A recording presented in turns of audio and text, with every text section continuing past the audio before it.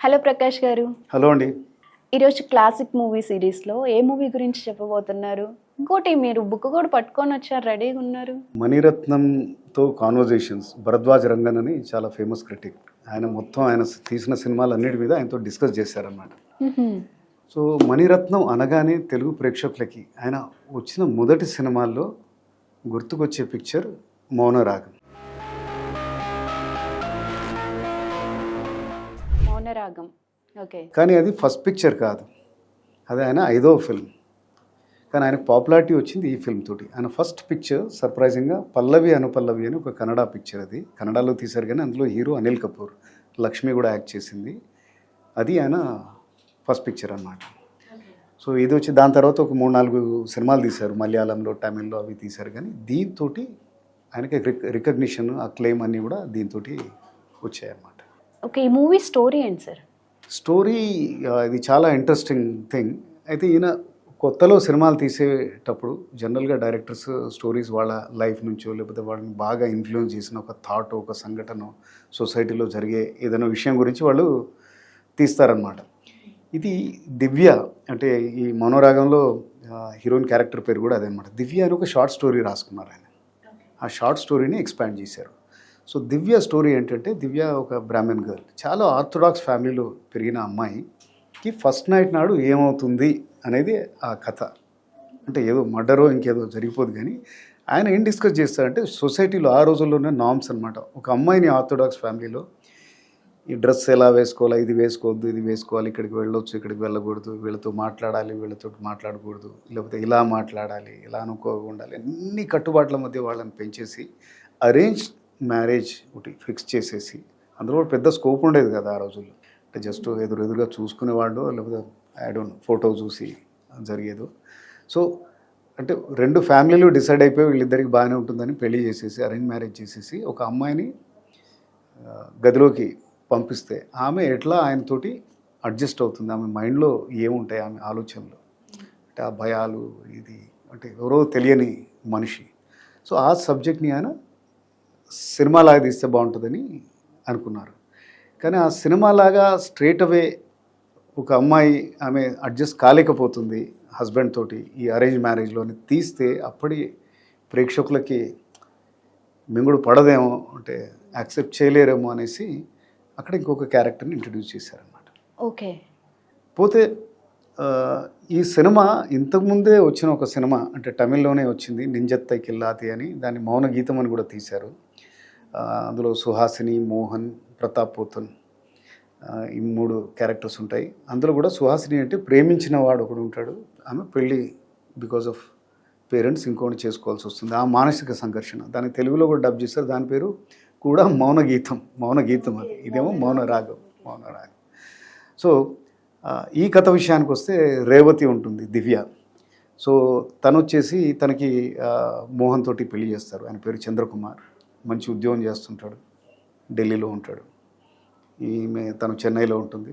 Father అంటే ఆయనకి health అసలు బాగుండక హాస్పిటలైజ్ అయితే చాలా క్లిష్టమైన పరిస్థితిలో ఫ్యామిలీ ఫోర్స్ తోటి ఆమె పెళ్లి చేసుకోవాల్సి వస్తుంది. పెళ్లి చేసుకున్నాక దివ్య స్టోరీలో లాగే ఆమె హస్బెండ్ తోటి సరిగా ఉండదు. కానీ వాళ్ళిద్దరూ పెళ్లి చూపులైనప్పుడు మాట్లాడుకున్నప్పుడు బాగానే ఏదో జవాబులు అవి చెప్తుంది, అంటే ఇది అవుతుందా ఏంట్లే అనేసి అనుకుంటుంది. సో ఆయన కూడా సర్ప్రైజ్ అవుతారు మోహన్ అనమాట, ఎందుకు ఏమి ఇట్లా బిహేవ్ చేస్తుందని. సో ఒకసారి కన్ఫ్రంట్ చేస్తే చెప్తుంది అనమాట, నాకు ఒక అఫేర్ ఉంది, అది కార్తీక్ తోటి ఉంటుంది అనమాట. కార్తీక్ క్యారెక్టర్ పేరు మనోహర్, ఒక 15 minutes ఎంతో కనబడతాడు, గెస్ట్ రోల్ లాంటిది అది. కానీ చాలా హుషారుగా ఉంటాడు, మనకు ఎట్లా అంటే కేర్ ఫ్రీ ఉంటాడు. మనకు ఇక్కడ గుర్తుకొచ్చేది క్యారెక్టర్ ఇడియట్లో రవితేజ టైప్ ఉంటాడు అనమాట, వెరీ కేర్ ఫ్రీ. కానీ ఇక్కడ కొన్ని భావాలు అవి ఉంటాయి ఆయనకి. ఈజ్ అ రెవల్యూషనరీ పార్టీలో ఏదో ఉంటాడు, కొద్దిగా నక్సల్ వాదానికి దగ్గరగా అది ఉంటాడు అనమాట. సో ఒక షూట్అవుట్లో, అంటే యాక్సిడెంటల్లీ వీళ్ళు పెళ్లి చేసుకుందామన్న టైంలోనే ఆమె కళ్ళ ముందే చనిపోతాడు అనమాట. సో అది ఆమెకి మింగుడు పడదనమాట. చాలా బాగా తీశారు. అంటే ఆ సినిమాను పోలే చాలా సినిమాలు ఉండొచ్చు, బట్ తీసే విధానం, ఫర్ ఎగ్జాంపుల్ ఈ మధ్య వచ్చిన నిన్ను కోరి కూడా అలానే ఉంటుందన్నమాట. ఎక్కడైతే నాని ఆయన దాంట్లోంచి బయటికి రాలేకపోతాడు, ఆయన ప్రేమించిన అమ్మాయి ఎవరినో పెళ్లి చేసుకుంటే వేరే వాళ్ళని because of some situation. So అలానే అంతకుముందు పాత ఓల్డెన్ టైమ్స్లో ఇంకా దీనికంటే ముందు కూడా పూజ అనే ఒక పిక్చర్ వచ్చింది, రామకృష్ణ, వాణిశ్రీ అండ్ కన్నడ మంచిలో. అంటే ఎవరైతే స్ట్రక్ అయిపోతారో they will not be able to move forward. అంటే ప్రేమలో వాళ్ళు అట్లే ఉంటారు, వేరే వాళ్ళు ముందరికి వెళ్ళిపోతారు అనమాట. అట్లా పూజ అంటే ఎన్నెన్నో జన్మల బంధం చాలా పాపులర్ సాంగ్ అందులోనే. అవునవును.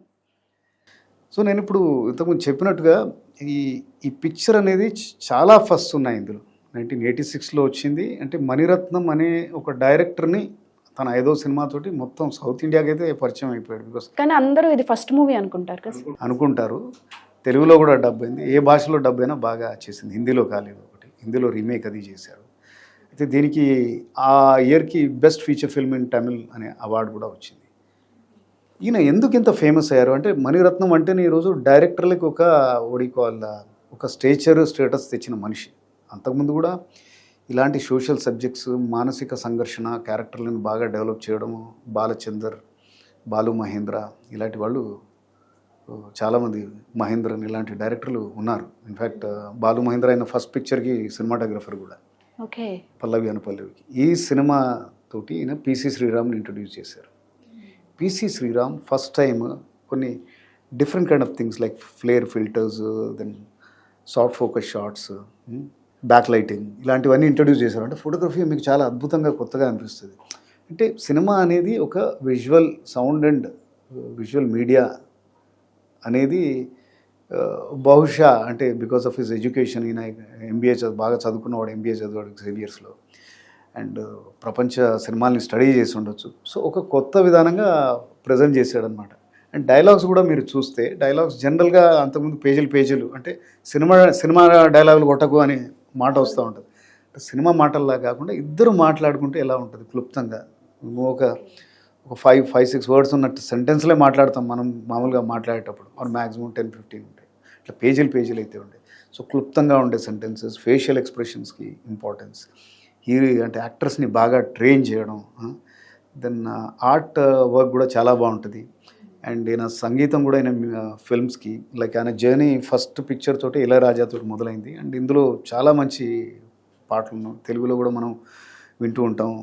ఇది చలి రావా అనే ఒక సాంగ్ చాలా సాఫ్ట్గా ఉంటుంది. ఆ మాంటేజ్ సాంగ్ అసలు సినిమా కథను కూడా పుష్ చేస్తూనే అది బ్రహ్మాండంగా ఉంటుంది.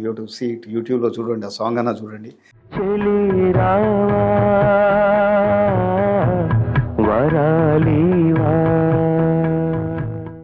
మల్లెపూల చల్లగాలి అని అదొక సాంగ్. పూల చల్లగాలి మంట రేపే సంధ్య వేళలో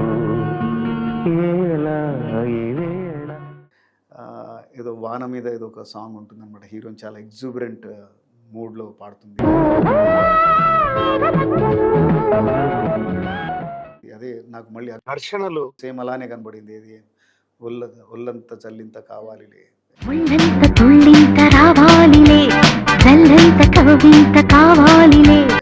అలాంటి సాంగ్ లాగా. అంటే రేవతి ముందు ఎలా ఎగ్జూబరెంట్గా ఉంటుంది, చాలా ఉత్సాహంగా, చాలా చలాకీగా ఉంటుంది.